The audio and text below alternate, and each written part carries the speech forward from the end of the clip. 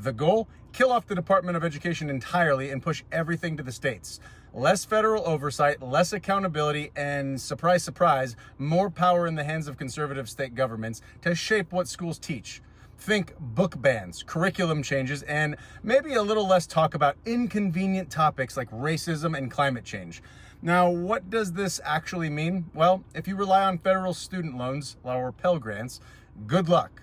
The people who process that, gone. Special education funding, on shaky ground. And oversight on things like discrimination in schools, yeah, that's about to get a whole lot weaker. Basically, if you thought the education system was a mess before, buckle up. Because when you start gutting the people who make sure schools actually function, the only ones left running the shows are politicians with an agenda. And I don't know about you, but I'd rather have my kids' education shaped by teachers than whatever Florida's governor is mad about this week.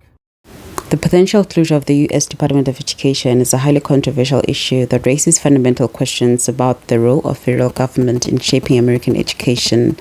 Established in 1979 to oversee national education policy, distribute funding, and enforce civil rights laws, the department has been both praised for its efforts to ensure equal access to quality education and criticized for bureaucratic inefficiencies and federal overreach. As debates intensify, proponents argue that eliminating the department would empower states and local communities to take full control of education, while opponents warn that it could lead to greater inequality and a lack of accountability. The decision to dismantle this institution would have far-reaching consequences for both students, educators, and the future of learning in the United States. Hello guys, and welcome back to Inside Republic. Kindly like, share this video so that the algorithm can recommend it to a broader audience, and that actually helps with the growth of the channel and page. If you haven't subscribed or followed, kindly do so, and to those that have, I'm truly grateful. Let's watch the following video clips, then I'll be back with my commentary. My name is Ms. Torres, and I am one of the 387 educators at my school district who was laid off last Friday. Every day I walk into my classroom and I have this internal battle with myself over why I should keep going. I have considered leaving education altogether, not because I want to, but because of the lack of respect for educators in the United States. I am not just a number. I am a tenured teacher. I am the history department chair at my school, and my entire department was wiped out. Over the past 4 years, I've been working tirelessly to make our history courses more equitable for the students we serve. I currently teach AP US History and Government and Politics. Next year, I was set to introduce a new course for my department. When I was informing my students that I've been laid off, they shouted in frustration. Many who signed up for my course was only because I was going to be their teacher. I am not just a number. I am a first-generation Mexican-American who became a teacher to educate students like me. When I was in school, the representation was scarce. Just when we finally got it together, these massive layoffs are threatening to erase the progress we've made. I fear for the future of my school. We have worked so hard to create a strong and positive school culture, and losing more than half of our staff will destroy everything we've created. Is it just me, or am I the only one afraid of teacher layoffs next year? I'm a teacher in California. There's going to be a bunch of layoffs next year. For one is because California is simply too expensive. People are leaving. And did you know that funding is tied to student attendance? The district a few years ago had 100,000 students, and now we're down to 60,000 students. In my rank, I'm like number 800 out of 3,000 something teachers in my school district. That means I'm the bottom 800, not the top 800. That'd be nice. So I want to ask you guys, teachers who worked during the 2008 pink slip era, like, what did y'all do to prepare for these mass layoffs? It's time to speak up. I'm standing outside of the Department of Education building in Washington, D.C. There are reporters lined up across the street because the Trump administration has issued an order that all employees are to vacate this building by 6 o'clock tonight, and that it will be closed tomorrow. And we know that massive cuts and layoffs are coming to the Department of Education. Now, if you haven't read Project 2025, you might not know that eliminating the Department of Education was one of their top goals. They want to eliminate the Department of Education, and they want to cut any and all funding that they can to the states for their education. And why is that? Because an uneducated populace is easier to control. The Trump administration and the Christian nationalists don't want an educated populace. All they want are people who will be slave labor to the billionaires who are going to run the show.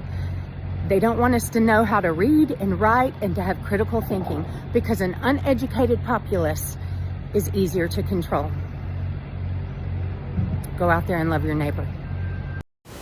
The closure of the U.S. Department of Education would have a profound impact on both teachers and students, reshaping the structure of the American education system. Without federal oversight, decisions on curriculum, funding, and accountability would be left entirely to states and local school districts. Supporters argue that this would free teachers from restrictive federal policies, allowing them to adopt teaching methods that best fit their students' needs. However, opponents want that without national standards and funding support, teachers in underfunded districts may face worsening conditions, lower salaries, and fewer resources to help students succeed. All right, it's official. I am being laid off. Just received my preliminary reduction in force notice that I am, what's the word?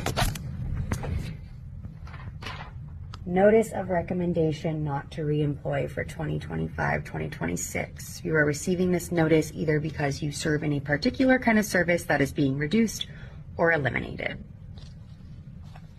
So,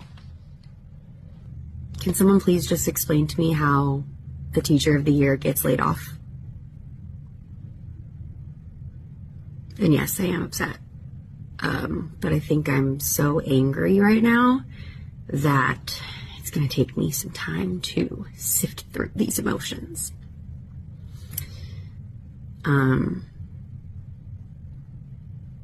We have breaking news right now. Donald Trump has officially signed an executive order that begins the dismantling of the Department of Education as we know it. Now, Donald Trump cannot abolish the Department of Education. Let me repeat, he cannot abolish the Department of Education via an executive order. That requires an act of Congress. But today's executive order directs Linda McMahon, the Secretary of Education, to begin dismantling all non-statutory required functions effective immediately. This could affect everything from FAFSA to student loans to civil rights protections and so much more. I'm going to do a full breakdown on my Substack shortly of exactly what it covers. But essentially, today is the first step in ending key parts of the education department that protect students, fund education, and more. This is going to be a process that will happen over the next several days and weeks and months. It won't happen overnight, but he has signed the executive order. I'll do the full breakdown on my Substack, linked in bio for free. Follow along, stay up to date on all the news you need to know about. I'm sure there'll be more to come soon. For students, the elimination of the Department of Education could mean vastly different educational experiences depending on where they live. Federal programs designed to support low-income and special education students, such as the Title I funding and the Individuals with Disabilities Education Act idea, could be significantly weakened or left to the discretion of the individual states. Wealthier districts may continue to thrive with ample local funding, while poorer communities, often already struggling, could see further declines in school quality, larger class sizes, and reduced access to essential services. The lack of federal oversight could also create disparities in curriculum standards, leaving students in some states less prepared for college or the workforce. Teachers would also face increased uncertainty regarding job security, benefits, and professional development opportunities. Federal grants and initiatives aimed at training and retaining educators, particularly in high-need areas like STEM and special education, could disappear, leaving many districts without the resources to support their teaching staff adequately.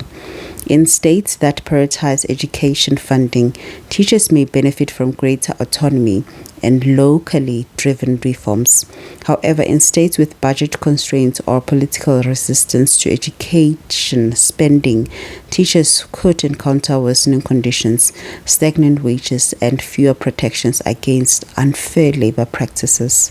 So it was announced that the Department of Education is on the chopping block to be shut down by the Trump administration. And some people are confused and upset as to what that means. So let's talk about it. When the Department of Education first started in 1979, it had three main goals: administer federal funding for education, collect and analyze data on schools and students, and enforce federal education laws that relate to civil rights and equal access. Notice that nothing I listed mentioned giving them power to set educational standards. That's something that's left up to the states, right?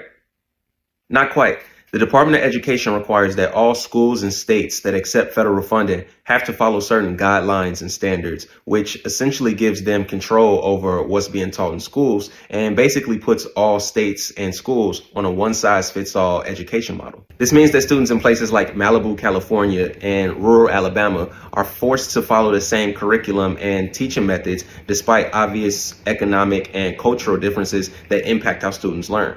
Now, this wouldn't be so bad if the reading and math scores in the US were on the rise, but it's the complete opposite. According to the National Assessment of Educational Progress, US reading and math scores have dropped to the lowest level in decades. And the sad part, this isn't even a new trend. Based on the most recent assessment, reading scores have reached a historic low, with 33% of 8th graders reading below the lowest level.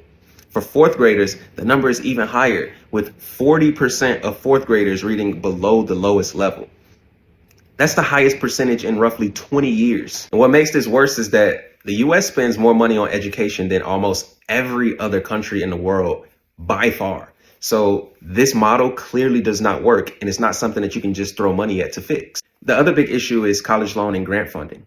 College has become completely unaffordable, and the current student loan debt in America is about 1.7 trillion. What most people fail to mention is that the reason that college is so expensive is because of the Department of Education. Why wouldn't a school continue to raise its prices if they know that the Department of Education is going to give students loans for any amount of money and they're not tied to the performance of the student nor the performance of the school? It's free money. Removing the Department of Education will force colleges to lower tuition overnight because no students will be able to afford it otherwise, and those schools will go out of business. There are several colleges right now that don't accept federal funding, and their tuitions are way lower, plus their students experience way fewer issues when it comes to student debt when they graduate. There are also already states that have stepped up and started to offer student loans that are more affordable than what the federal government offers. So yes, we have real-world examples of what this could look like without the Department of Education, and they seem to be effective. The long-term consequences of closing the Department of Education would extend beyond schools, affecting the overall quality and competitiveness of the American workforce.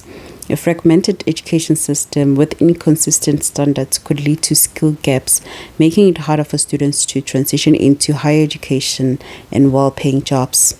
Without a centralized entity ensuring equal access to quality education, the nation risks widening socioeconomic disparities, leaving millions of students behind.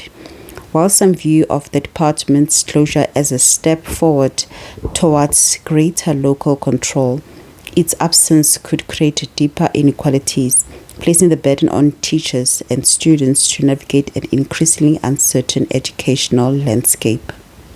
That's it for now. Until next time, take care.